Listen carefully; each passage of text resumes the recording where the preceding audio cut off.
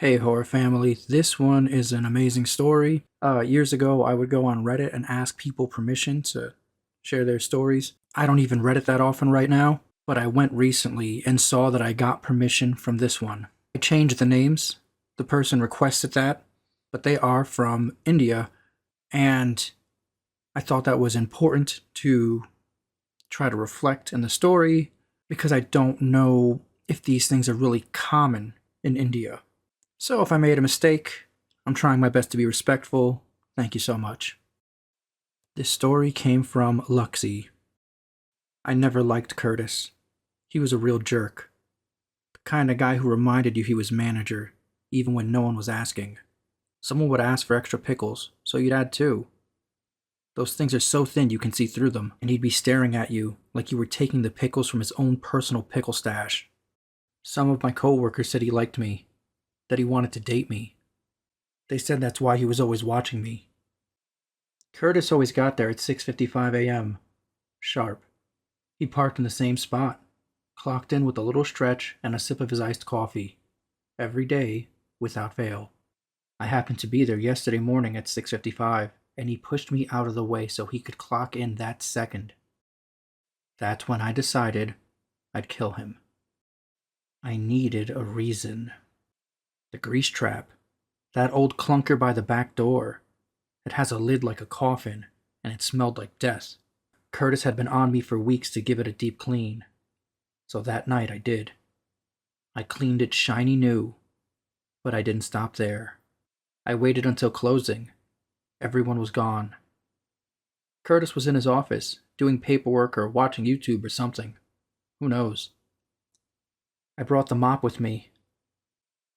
He looked up just as I stepped in. "Did you clean it right this time? You have to get really deep. I'll show you." In a flash, I saw him putting his arms around me to show me how to clean the trap. I don't remember swinging the mop. I only remember the sound. That meaty crack. It was a reflex. I couldn't have him near me, or touching me, or anything like that. He started moving on the floor, kind of like a worm.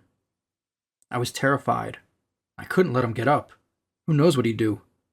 So I hit him again, and again, until the moving stopped. I didn't know what to do. I panicked.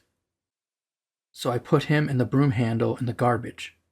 Garbage would get picked up tomorrow, and that would be it. I went home and slept like a baby. I was finally free.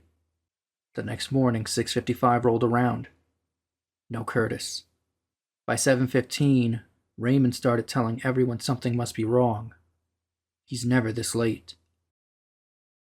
I needed things to be business as usual. I called the McDonald's from my cell phone and immediately picked it up when it rang. "Hey, Curtis."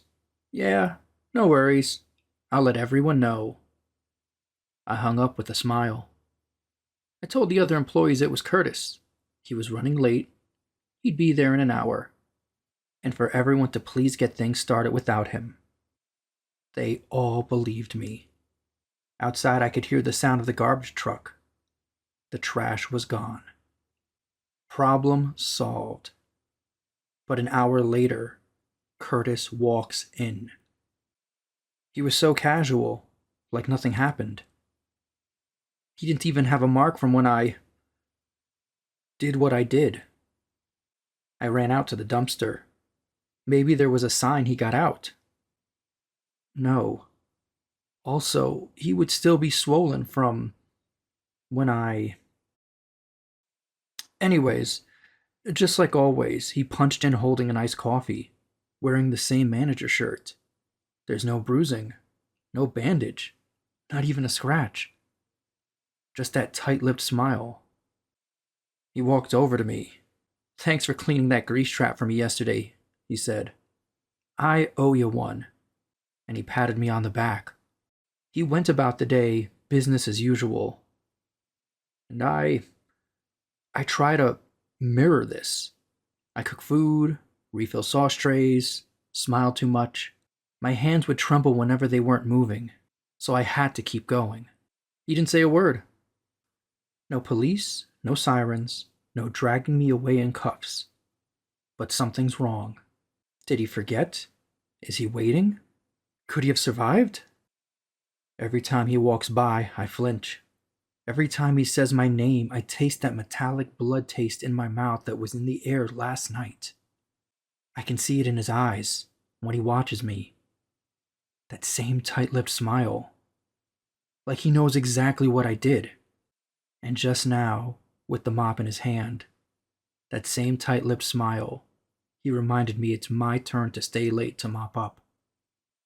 I don't know what to do. Do I call the police? What would I even say? Hi, I murdered my boss, but he came back and now he's waiting to mop the floor with me? Would they laugh? Lock me up? Or maybe that's his plan. He doesn't want to kill me. Not yet. He wants me alone. Tired. Cornered. Right where he was. And the mop? It's just waiting in the corner. If your toes are peeking out, he'll know. He's got a nose for mischief, toe to toe.